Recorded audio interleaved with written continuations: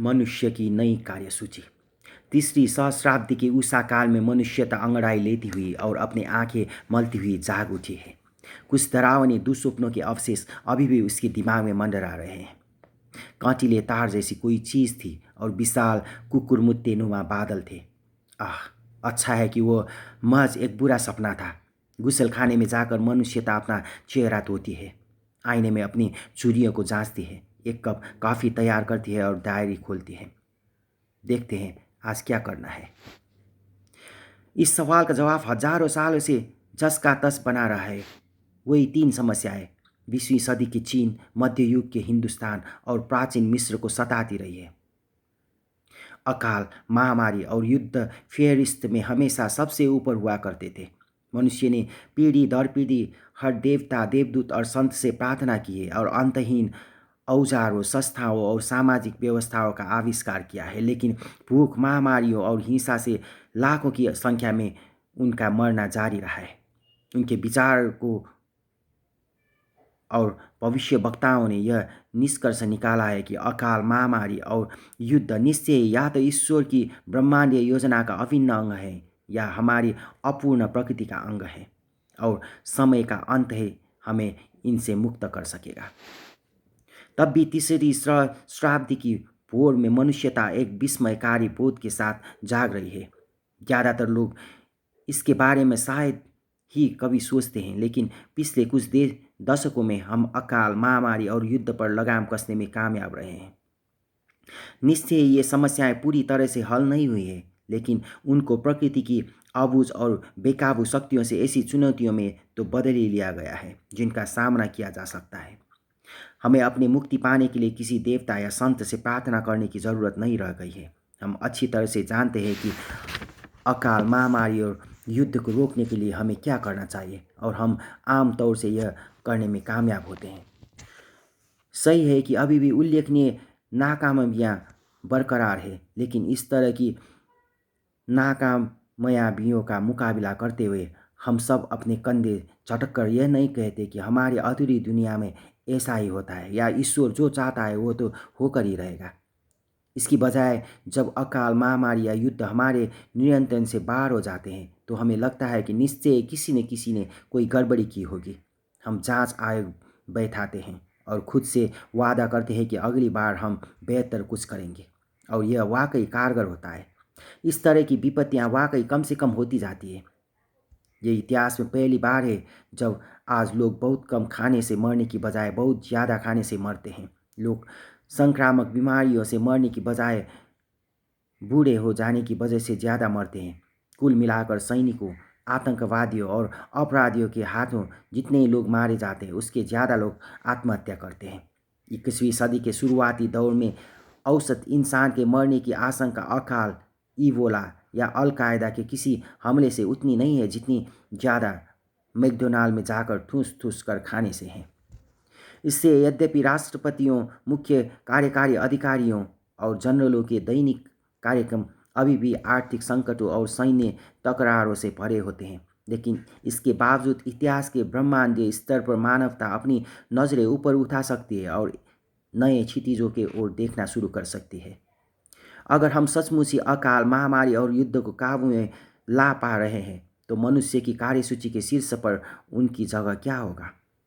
एक आग रही दुनिया में अग्निशामकों को की ही तरह 21वीं सदी के मानवता को खुद से यह अपूर्व सवाल पूछने की ज़रूरत है। हम अपना क्या उपयोग करने जा रहे हैं? एक स्वस्थ, समृद्ध और सामंजस्यपूर्ण दुनिया में वह क्या चीज़ है जो हमारी एकाग्रता और चतुराई की मांग करेगी? जैव प्रौद्योगिकी, बायो प्रौद्योगिकी और सूचना प्रौद्योगिकी हमारे लिए जो अपरिमित नई शक्तियाँ मुहैया करा रही है, उनको देखते हुए यह सवाल दोहरे स्तर पर जरूरी हो गया है। इस सारी ताकत का हम क्या इस्तेमाल करेंगे?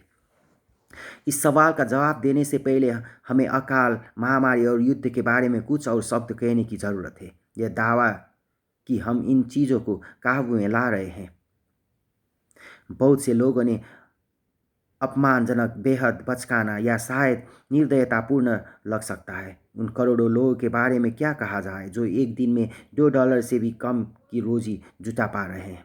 अफ्रीका में एड्स का जो संकट जारी है या सीरिया और इराक में जो युद्ध जारी है, उनके बारे में क्या कहा जाए? इन सरोकारों से मुखातिब होने के लिए बेहतर होगा कि हम आने वाले दशक की इंसानी कार्यसूची को परखने से पहले 21वीं सदी की आरंभिक दुनिया को करीब से देखें। जैविक गरीबी रेखा। हम बात की शुरुआत अकाल से करते हैं, जो हजारों सालों से मानवता के सबसे बुरा दुश्मन रहा है। अभी हाल ही के वक्त तक मनुष्य उस जैविक गरीबी रेखा के एकदम कगार पर रहा करते थे, जिसके नीचे लोग कुपोषण और भूख के शिकार होकर मर जाते हैं। एक मामूली सी चूक या छोटी सी बदकिस्मती समूचे परिवार या गांव के लिए बहुत आसानी से मौत का पैगाम बन सकती थी। अगर भारी बारिश आपकी गेहूं की फसल को बर्बाद कर देती या चोर आपकी बकरियों को भगा ले जाते, तो आप और आपके प्रियजन भूख से मर सकते थे। बदकिस्मती या सामूहिक स्तर की बेवकूफ़ी सामूहिक अकालों का कारण बन जाती थी। जब प्राचीन मिस्र या मध्ययुगीन हिंदुस्तान में जबरदस्त सूखा पड़ता था, तो 5 या 10% आबादी का तबाह हो जाना असामान्य बात नहीं हुआ करती थी। रसद सामग्री दुर्लभ होती थी। पर्याप्त भोजन का आयात करने के लिहाज से यातायात बहुत धीमा और खर्चीला होता था, और सरकारें इन नाकामयाबियों से निपटने के लिहाज से बहुत कमज़ोर होती थी।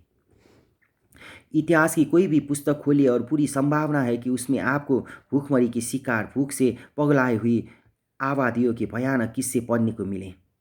अप्रैल 1694 में बुए नगर के एक फ्रांसीसी अधिकारी ने अकाल और उससे भोजन की बढ़ी हुई कीमतों के असर का वर्णन करते हुए कहा था कि उसका समूचा जिला गरीबों से भरा था, जो भूख और बदहाली से कमज़ोर हो गए थे तथा अभावों का शिकार होकर दम तोड़ रहे थे, क्योंकि किसी तरह के काम या रोजगार के अभाव में उनके पास ब्रेड खरीदने के लिए पैसे नहीं थे। अपने जीवन को थोड़ा और लंबा खींचने और किसी तरह अपनी भूख को शांत करने के लिए ये गरीब लोग बिल्लियाँ और चमड़ी उतारकर लीद के ढेर पर फेंके गए घोड़े के मांस जैसी गंदी चीज़ें खाया करते थे। दूसरे लोग गायों और बैलों के काटे जाने से बहने वाले खून से और रसोइयों द्वारा गलियों में फेंके गए कचरे से अपना पेट भरते थे। दूसरे अभागे लोग बिच्छू और जंगली घास खाया करते थे या जड़ें और जड़ी बूटियाँ खाते थे, जिनको वे पानी में उबाल लिया करते थे। यही दृश्य समूचे फ्रांस में देखने को मिलते थे। बुरे मौसम ने उसके पिछले 2 सालों में समूचे राज्य की फसलों को इस कदर तबाह कर दिया था कि 1694 के वसंत के आते आते अन्न के भंडार पूरी तरह खाली हो चुकी थे। धनी लोग जैसे तैसे जो भी खाद्यान्न जमा करके रख पाए थे, उसके लिए वे हद से ज़्यादा कीमतें वसूलते थे, और गरीब लोग झुंड के झुंड मरते थे। 1692 और 1694 के बीच लगभग 28 लाख फ्रांसीसी यानी आबादी का 15% भूख का शिकार होकर मरे थे, जबकि सन किंग लुई 16 वर्साइल में अपनी रखैलों के साथ रंगरेलियां मना रहा था। अगले साल 1695 में अकाल ने एस्टोनिया पर हमला कर आबादी के 5वें हिस्से को ख़त्म कर दिया था। 1696 में फिनलैंड की बारी आई, जहां 1/4 से 1/3 के बीच लोग मारे गए। स्कॉटलैंड को 1695 और 1698 के बीच प्रचंड अकाल का सामना करना पड़ा, जिस दौरान वहाँ के कुछ जनपदों को अपनी आबादी के 20% तक लोगों से हाथ धोने पड़े। ज़्यादातर पाठक शायद जानते हो कि जब आप किसी दिन दोपहर का भोजन नहीं कर पाते हैं, किसी त्योहार पर उपवास रखते हैं या किसी नए करामाती आहार के बहुत कुछ दिनों सब्जियों के सेक पर गुजारा करते हैं, तो आपको कैसा महसूस होता है। लेकिन तब कैसा लगता है जब आपने कई दिनों से खाया ही न हो और आपको जरा भी अंदाज़ा न हो कि भोजन का अगला निवाला आपको कहाँ से हासिल हो सकेगा। आज ज़्यादातर लोगों ने इस यातना को अनुभव नहीं किया है। आह, हमारे पूर्वज इसे भलीभांति जानते थे। जब वे ईश्वर से गुहार लगाते थे कि हमें अकाल से बचाइए, तो उनके दिमाग में यही बात होती थी। पिछले 100 साल के दौरान टेक्नोलॉजिकल, आर्थिक और राजनीतिक घटनाक्रमों ने मानवता को इस जैविक गरीबी रेखा से पृथक करने के लिए एक जबरदस्त सुरक्षा तंत्र खड़ा किया है।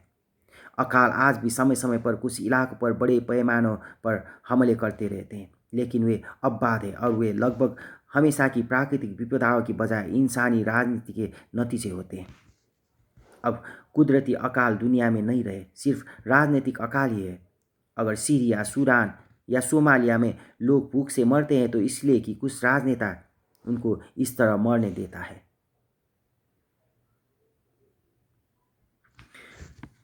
पृथ्वी के ज़्यादातर हिस्सों में अगर कोई व्यक्ति बेरोजगार हो गया है और वो अपनी सारी संपत्ति से वंचित हो गया है तो भी उसके भूख से मरने की कोई संभावना नहीं है। निजी बीमा योजनाएं, सरकारी एजेंसियां और अंतर्राष्ट्रीय गैर सरकारी संगठन भले ही गरीब से उसका उद्धार न कर सके, लेकिन वे उसको जीवित रहने योग्य पर्याप्त दैनिक कैलोरी मुहैया कराएंगे। सामूहिक स्तर पर भूमंडलीय व्यापारिक तंत्र सुखों और बाढ़ों के व्यावसायिक अवसरों में बदल देते हैं और बहुत तेज़ी से और सस्ते में भोजन की कमी पर विजय पाना संभव बना देते हैं। यहाँ तक कि जब युद्ध, भूकंप या सुनामी पूरे के पूरे मुल्कों को तबाह कर देते हैं, तब भी अंतर्राष्ट्रीय कोशिशें आमतौर से अकाल को रोकने में कामयाब होती हैं।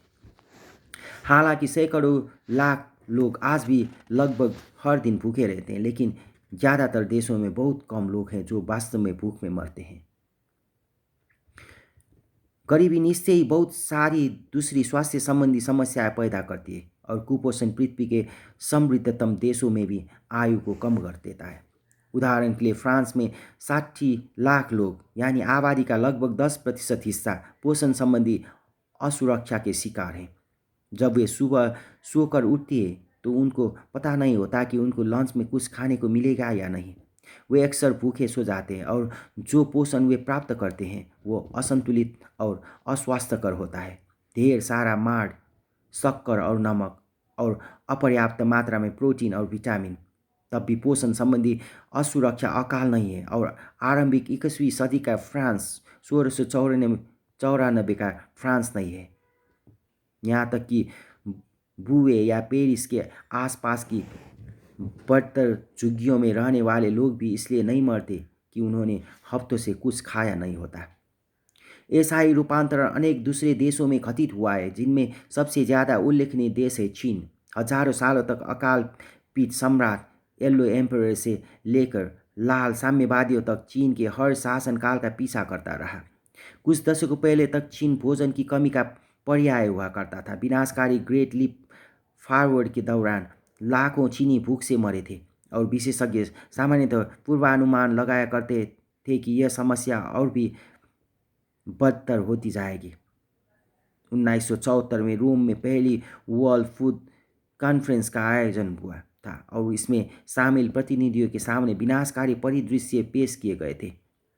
उनसे कहा गया था कि चीन के समक्ष अपने 1 अरब लोगों का पेट भरने का कोई उपाय नहीं बचा है और दुनिया से सबसे ज़्यादा आबादी वाला यह देश तबाही की ओर बढ़ रहा है। सच तो यह था कि वो इतिहास के महानतम आर्थिक चमत्कार की ओर बढ़ रहा था। सच तो यह था कि वो इतिहास के महानतम आर्थिक चमत्कार की ओर बढ़ रहा था। 1974 के बाद से करोड़ों के तादाद में चीनियों को गरीबी से बाहर लाया जा चुका है। हालांकि करोड़ों और भी लोग हैं जो अभाव और कुपोषण के शिकार बने हुए हैं, लेकिन चीन के लिखित इतिहास में यह पहली बार है कि वो अकाल से मुक्त है। वास्तव में आज ज़्यादातर देशों में अकाल से ज़्यादा बदतर समस्या अति भोजन करना बन चुकी है।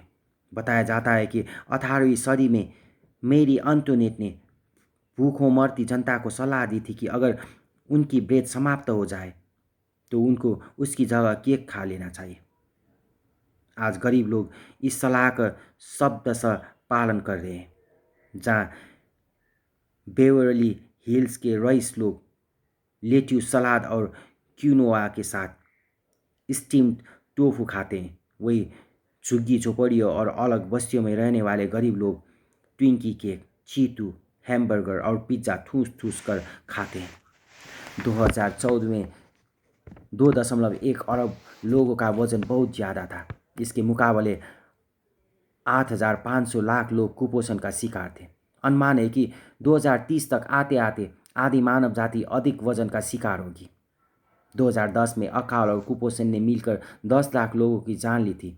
जबकि मोटापे ने 30 लाख लोगों की जान ली थी। अदृश्य जहाजी बेड़े। अकाल के बाद मनुष्यता की दूसरी सबसे बड़ी दुश्मन थी महामारी और संक्रामक बीमारियां। सौदागरों, सरकारी कर्मचारियों और तीर्थयात्रियों के अंतहीन तांते से जुड़े हलचल भरे नगर एक साथ मानव सभ्यता की आधारशिला और रोगाणुओं का घर हुआ करते थे। नतीजतन प्राचीन एथेंस या मध्ययुगीन फ्लोरेंस के लोग इस एहसास के साथ अपना जीवन जिया करते थे कि वे बीमार पड़कर अगले हफ्ते मर सकते हैं या अचानक कोई महामारी फैलकर एक झटके में उनके पूरी परिवार को खत्म कर सकती है। इस तरह के सबसे प्रसिद्ध प्रकोप को काली मौत, ब्लैक डेथ के नाम से जाना जाता था। इसकी शुरुआत पूर्वी या मध्य एशिया में किसी जगह पर 1330 के दशक में हुई थी, जब पिस्सुओं में रहने वाले एर्सिनिया पेस्टिस नामक जीवाणु ने पिस्सुओं द्वारा काटे गए लोगों को संक्रमित करना शुरू कर दिया था। वहाँ से चूहों और पिस्सुओं की सेना पर सवार होकर यह महामारी तेजी के साथ समूचे एशिया, यूरोप और उत्तरी अफ्रीका में फैल गई और 20 साल से कम समय में अटलांटिक महासागर के तटों तक पहुँच गई। 7.5 करोड़ से 20 करोड़ के बीच लोग मारे गए, जो यूरेशिया की कुल आबादी का 1/4 थे से ज़्यादा हिस्सा था। इंग्लैंड में 10 में से 4 लोग मरे और आबादी महामारी पूर्व की 37 लाख की संख्या से घटकर महामारी के बाद 22 लाख रह गई। फ्लोरेंस नगर ने अपने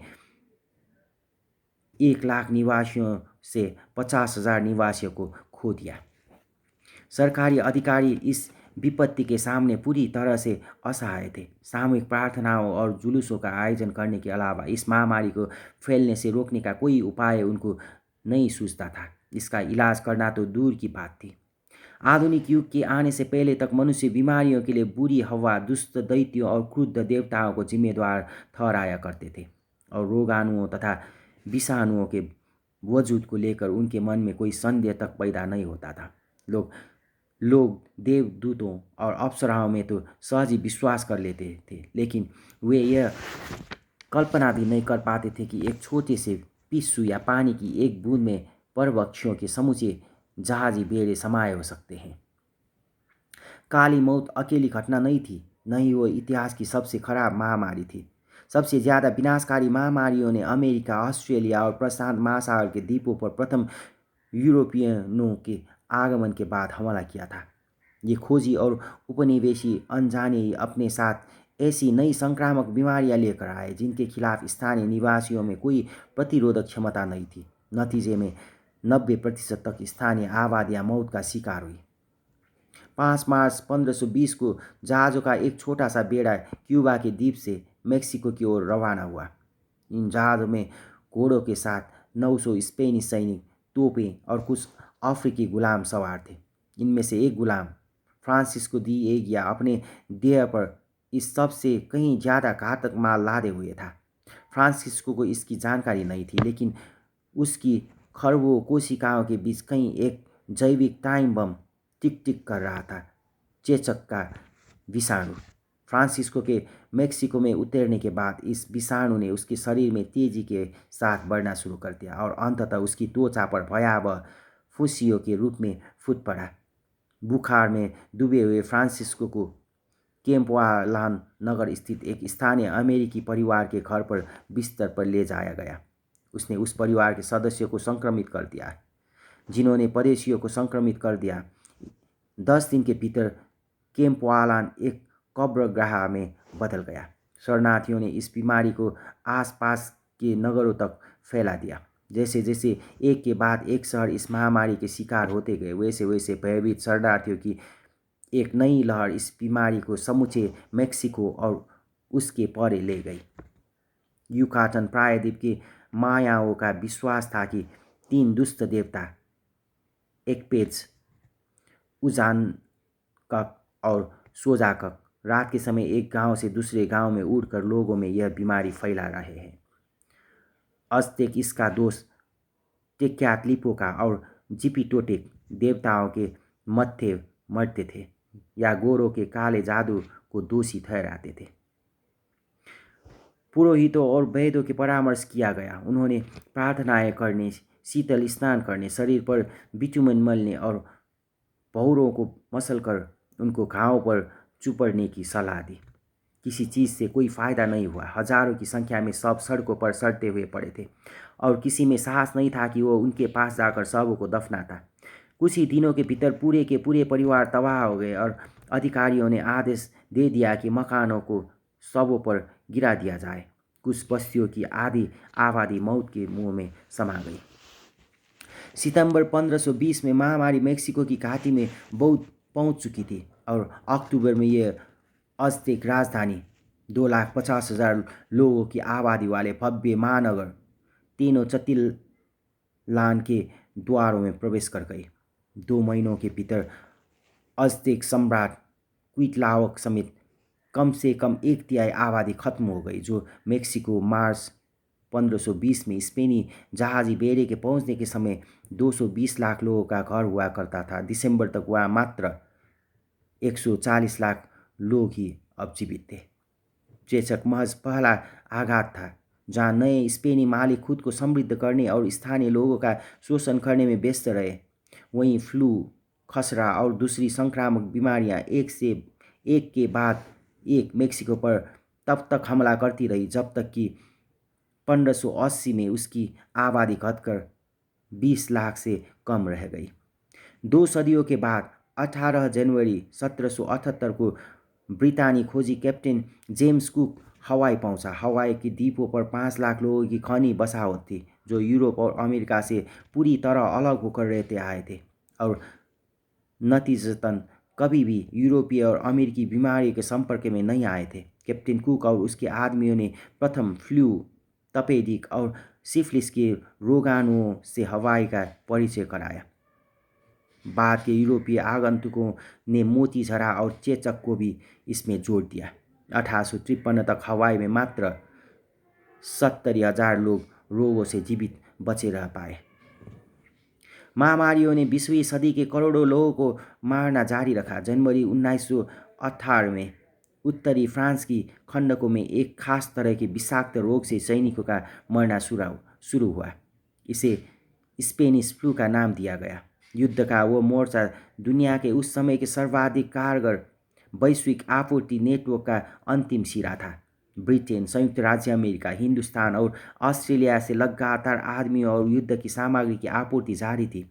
मध्य पूर्व से तेल, अर्जेंटीना से अनाज और गोमांस, मलाया से रबर और कांगो से तांबा भेजा जा रहा था। बदले में उन सबको स्पेनिश फ्लू मिला।